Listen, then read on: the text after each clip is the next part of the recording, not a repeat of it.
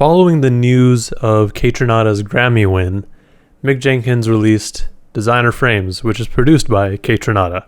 He also congratulated him in the, release comments, and also said album on the way.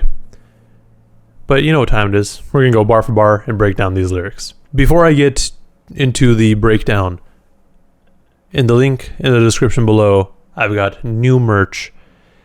It's for the farmers' protest in India. So basically, half the profits are going to be going directly to helping the farmers. So if you want to help them out, please consider purchasing some new merch. And if you want to learn more about it, definitely read up, because it's wild out there. So this song is only available on SoundCloud as of right now. I'm sure we'll get it on streaming services like Spotify, Tidal, all that sometime soon. But if you want to listen to it now, I'll put the link in the description. Anyways, this song is really quick, and the beat's amazing. I mean, it's Kaytranada, so you kind of know what to expect. Well, not really, but you know that it's going to be good. Plus, whenever Kaytranada and Mick Jenkins work together, you're in for something dope. The official lyrics aren't up, so this is just my best transcription of them. So if I'm wrong, let me know. $1,000 Kazals, fear of God on my feet, how I walk in his footsteps and walk to the beat, how I tell him I'm flat-footed but stay on my toes. $1,000 Kazals. Kazals are very, very expensive glasses, or frames at least. And he had fear of God on his feet, which is another, I guess you could say, high fashion clothing brand. I mean, Lorenzo's pretty high end, I'd say. Plus, if fear of God ones are like retail $300 and resale like $4,000 to $2,000. So how he walk in his footsteps and walk to the beat, I think he's probably talking about God here. I mean, Mick Jenkins every once in a while, to me at least, has these, mentions of God, or like brings it up every so often. So it's just something I relate with him. So how is he walking in his footsteps, like what God wants him to do, but also walk to the beat, which is this beat. And I mean, really thinking about it, it's kind of not a weird beat, but it's one of those beats that's like, okay, like it's not an easy beat to flow on, let's say. How I tell him I'm flat-footed but stay on my toes. You can be literally flat-footed, like your feet are flat, and it makes it hard to stay on your toes because you don't have that arch to really allow you to get on your toes. But I think what he's saying here is also being flat-footed is like you're locked in place. Like when you're in really any sort of sport, they tell you to mostly be on the ball of your feet. Like don't stay flat-footed, because if you need to pivot, if you need to move, like you got to be on your toes, So that's probably what he's talking about here. Like he's staying put, but he's also on his toes. So he's a little bit of both, seems like. Peep the shit with my left eye and stay on my creep. They can't stand on my flows. A lot of heads in the clouds. We was bobbing our heads to your style before you was born. Dudes like, wow, I can't go for the fade unless you're talking about the olive green tint on my shades. He's peeping the shit with his left eye and staying on his creep. TLC reference.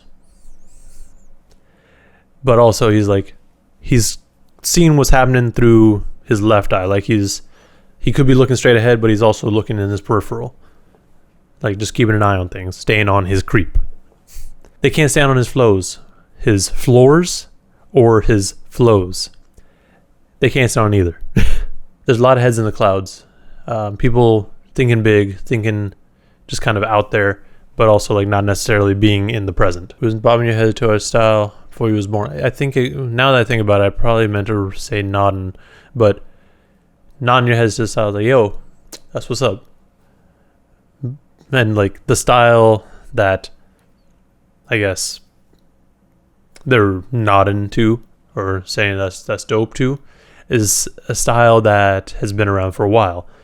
A lot of Kazals are vintage frames, so that's probably where he's going with it. And then him saying you can't go for the fade. I mean, you don't want to catch a fade, but like he's also just talking about the fade of sunglasses, because they're kind of like a gradient sometimes. $1,000 Kazals, frame of mind is the same. I was blessed to know some dudes who would study the game, who would give me some game. His frame of mind is the same, even if he's got these $1,000 Casals. It's also a reference to glasses frames. Like, you know, that's really the most expensive part, at least with vintage frames, I guess you could say. Like, the actual glass is a bit less expensive. He was blessed to know people who study the game and they would give him the game or some game.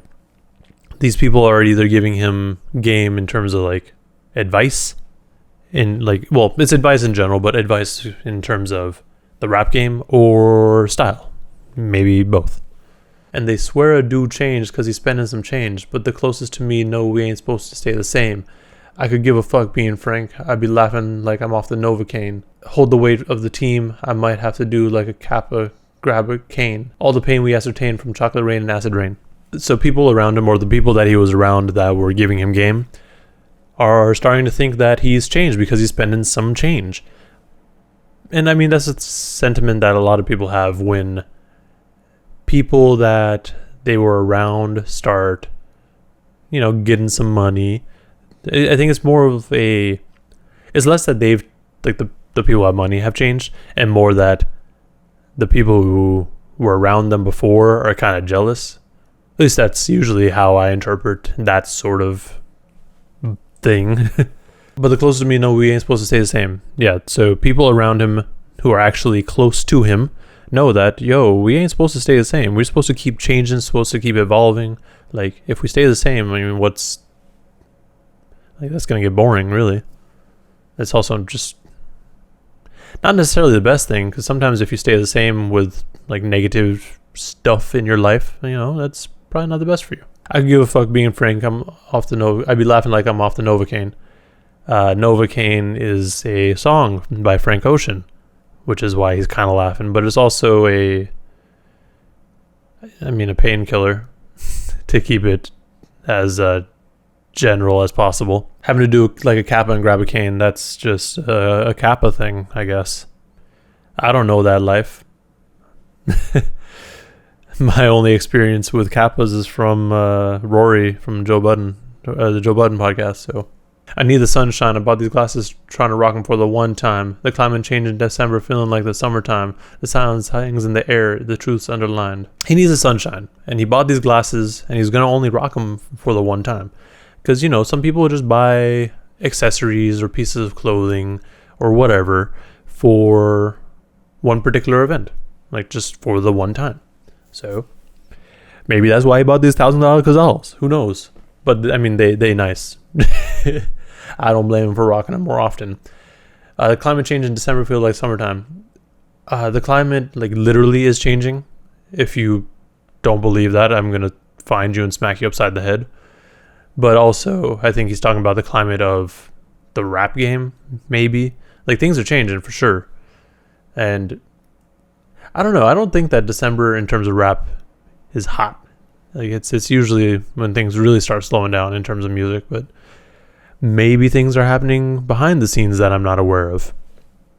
No different to these $1,000 Casal, vintage frames in a clutch. Another rack on my back. It's not to say you ain't up, but dog, I know you ain't up. You doze off the caffeine, I only be in between. I seen what I seen. Vintage frames in the clutch. Yeah, these frames are vintage. He's got another rack on his back, so either he's got something else in his bag, or his backpack is $1,000, or whatever bag he has on him is another rack. And it's not to say you ain't up, but dog, I know you ain't up. Up in terms of being awake, or in terms of fashion. You ain't up on fashion. You ain't up on these nice things, I guess. You ain't up, dog. I know you ain't up. And then he, like I said, kind of plays into the being awake idea with you off the caffeine. These $1,000 Casals barely notice the shade. I'm just playing my hand. A spade is a spade. I flopped enough, now I'm paid. I don't know enough about card games to say anything here, but if you know what it is, let me know. Tell these neutered dudes I ain't hearing nothing they say. Shit is deeper than rap, shit is deeper than skin. You see if I was flayed. You get too deep with the pen, they start saying behave. These guys are neutered in the sense that they are limited in what they can say, and they are basically being told what to say. Like, they can't say certain things, or they can't say things a certain way because people are controlling them, you could say. This is deeper than rap, this is deeper than the skin. To me, that's like addressing issues outside of rap. Like, I mean, we saw what a train wreck the last year has been. So maybe that's what he's talking about. And then you see if I was flayed. It is deeper than the skin because if he was flayed, like his skin was flayed, like you can see under his skin, you'd see what he means. Then if you get too deep with the pen, like if your writing's too deep, they tell you to behave. Which maybe he's talking about No Name and how people were like, hey, yo, you need to relax with that, knowing damn well that wasn't an appropriate thing to say. Maybe, I mean, that's an option, but I think it's just that, like, when you get too deep with your pen, meaning when you get too, I guess, is it esoteric? But when you get too big brain thoughts, like, rather than just sticking to what people expect you to stick to, they tell you, yo, relax. We don't talk about that. Stuff like that. Maybe. That's what I'm thinking, at least. I'm in too deep, no Cool J. Don't want them calling me God. I can't keep with the side. Dude, I'm just a man, Louis pouch in my hand. He's in too deep, like LL Cool J, who was in the movie In Too Deep. He's just a guy, though. Like, I mean, he's just another guy. He's just got a Louis pouch in his hand, though. So I think he has a little bit more than most regular people. I wanted not to depend. There's Parmesan in my pockets. I know the jacket was lamb.